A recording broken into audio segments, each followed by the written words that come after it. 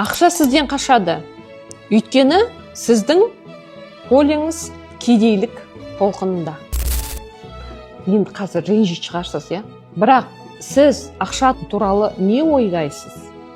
Ақшаға қолым жетпей жүр. Ондай ақша маған қайда?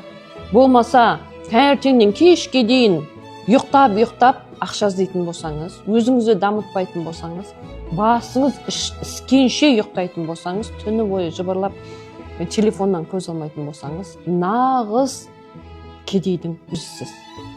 Себебі успешный адамдар, табысты адамдар, олар таң ата тұрады, өзімен айналысады, содан кейін барып өзінің жұмысына кіріседі. Және де олар бір нәрсені іске асырғанша тынбай жұмыс жасайды, өздерін аямайды. Атыңды аясаң аяма деген бар. Айылын қатты тарт. Сондықтан өзіңді аясаң аямай, айылыңды қатты тарт. Сол кезде сен кедейліктен шығасың.